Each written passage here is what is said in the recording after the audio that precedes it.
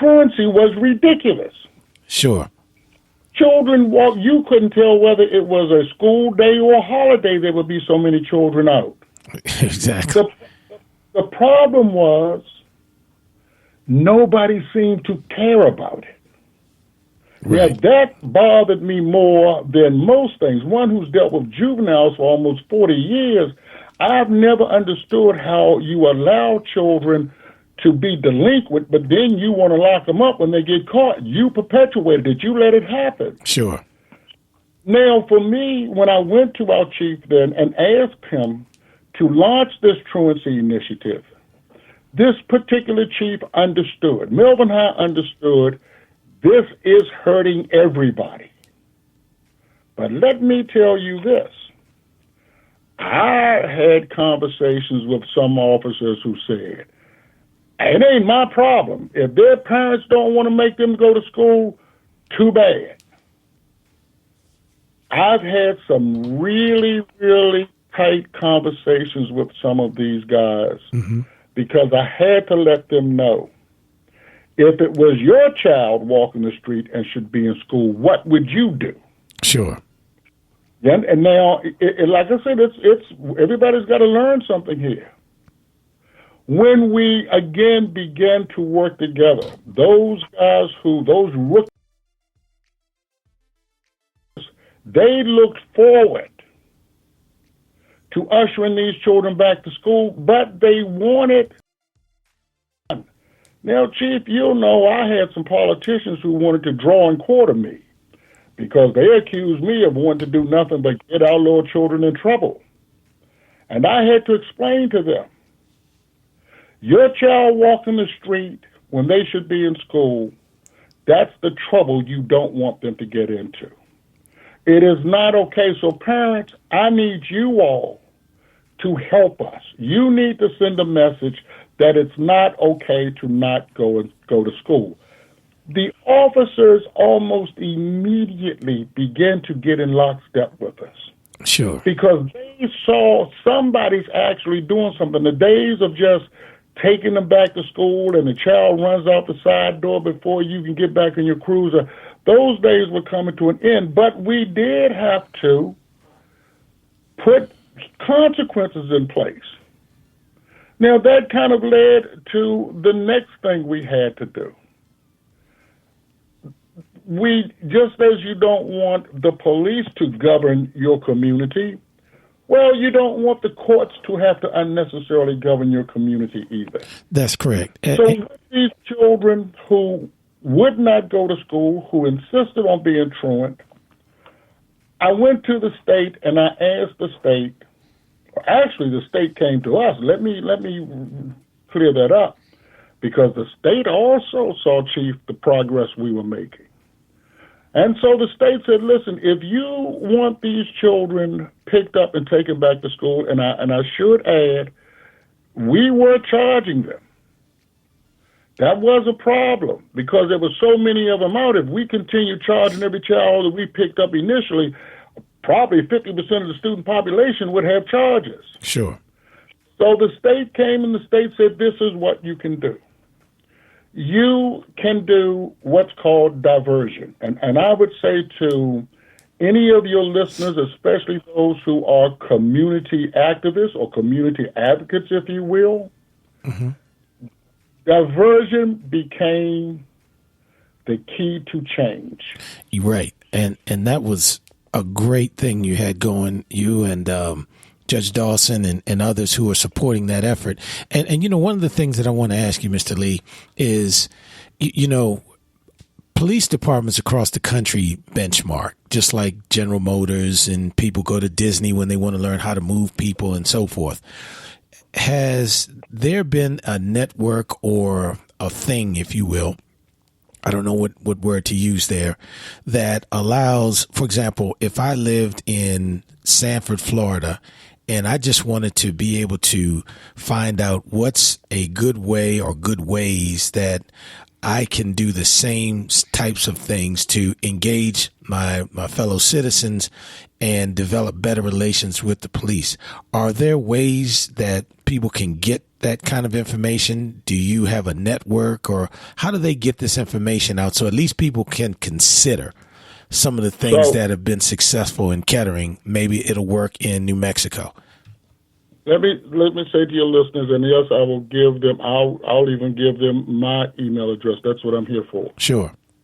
When we try to sum up everything we've done, what we in fact accomplished was the election of some great politicians who grew up in this new community, if you will. Mm-hmm. Our now state's attorney, Aisha Braveboy. Aisha grew up in that community office you're talking about. That's where she learned policing. Now, yes, she was a law student. She was on her way to doing a lot of other things, but she, too, took hold of community and police relationships. Mm-hmm. She's now the state's attorney. What she has asked us to do in January of this year was to grow a diversion network, to establish a diversion network that included the schools, law enforcement, and the community. I would say to any community person who is listening, you can't keep talking about your children getting locked up, getting into trouble, or your children not understanding the law if you don't put things in place to help them.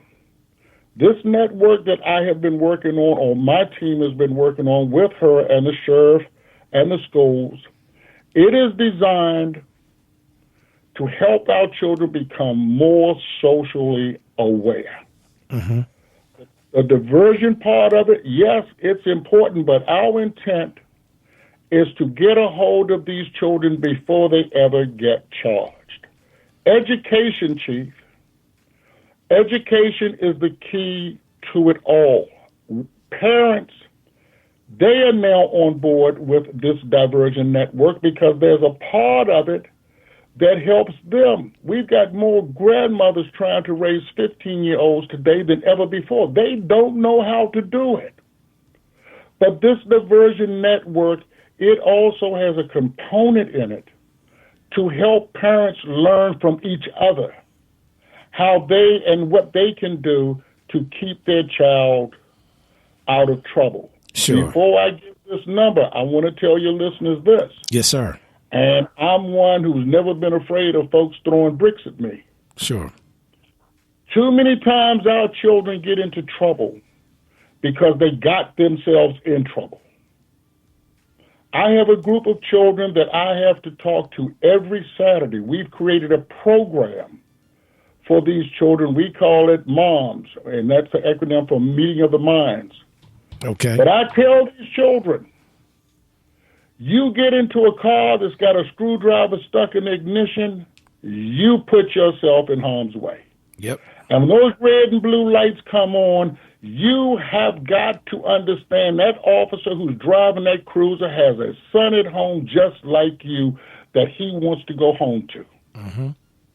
You've got to understand that. So a lot of the things we do, a lot of the stupid things that our children do are because they're not educated. We are putting a program in the schools called State's Attorney in the Classroom. We're going into the classrooms and we're going to talk to these children about the law. We're going to talk to them about social standards. We're going to talk to them about being a part of their community. We're going to let them understand consequences are in place for the things that you do wrong. This is important. We're not going to leave it up to the parents. The easy way out for our society is always to say, well, they should have learned that at home. Their parents should have taught them. Well, we knew 25, 28 years ago, we talked about babies having babies. That's right. I've got mothers who are 28 years old with children who are 15. Wow. Okay, so in too many cases, these children are smarter than their parents are. Right. Community must do its part. It has to step in and do its part. We have to stop waiting for somebody else to do it for us. I tell people, government has one agency whose job it is to raise your children, and it's called the Department of Corrections. Yeah. You need to raise your own child, and you need to take and seek out help when you know you need it. Forget this foolish pride you have of thinking you're supposed to know. This is what we have to do. I don't want to go off on a tangent. Well, let me give you let's get your number out so we can get it to our listeners, and hopefully some folks will call and just kind of have an opportunity to do some brainstorming with you. I'll give them my email address. I'll say to all of them, those of you all who have a relationship with your elected officials or have a relationship with your chief of police or your council members, get a hold of your state's attorney and have your state's attorney contact our state's attorney. Let the two of them talk. We've got a state's attorney here who grew up understanding the things that I've been talking about. Sure. Here's the number, Chief. It's yes, sir. And I'll give you the email address. No need for a phone number because nobody's got time to answer phones anymore. Sure.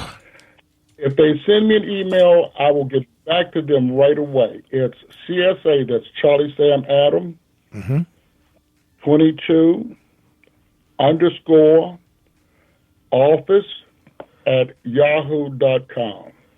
Okay, again, so that's CSA 22_office@yahoo. At yahoo.com. And let me say this. There could be people who have listened to me who do not agree with me. Sure.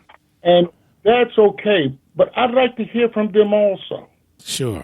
I'd like to know what is it you did not agree with, or maybe you did not understand what I was saying. My job as a community person is to listen to everybody. Everybody does not have to agree with me. So I have to listen to everybody because I want to know what people are thinking. Let's have a meeting of the minds. That's what we have to do. This is what you do. And so when you talk about community police relations, the police agencies have to know that the people in this community, they communicate. They may not always agree, but they talk about their disagreements. They are talking. So again, anybody who does not agree with me, I want to hear from you. Let's have that conversation. You know, I think I heard Thin Bad say some time ago, we need to start having more conversation. Absolutely. Let's not sit back and pout and be upset with each other. That's Let's right. talk about it. Absolutely. That's what I want to do.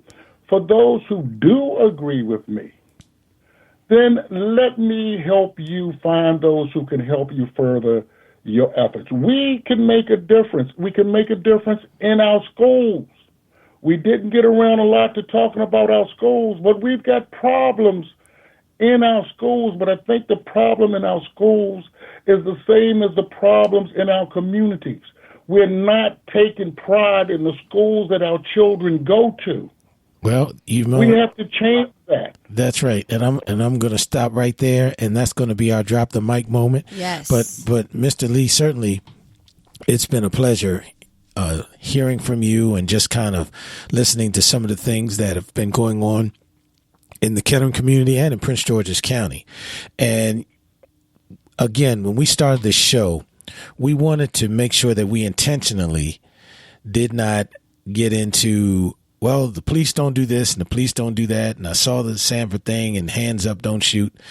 All that stuff we know is out there. We know those are some real concerns for a lot of people. But conversely, we also need to make sure that the world knows that there are communities that are making a difference, and they have made it their business and their drive to make sure that they work with all the public safety officials that serve them, and that they are prepared to work with them. And in those situations where there's some things that have been done that are inappropriate, that they know that they have the relationship with the people in charge, that they know that they're going to get to the bottom of things and continue that positive relationship. So, Mr. Lee, please continue Yes, sir. Before you drop the mic, Sure. Yes, sir. I just want to leave listeners with this. Mm-hmm. If Black Lives Matter, let's act like it. All right. That's what we need to do. Okay?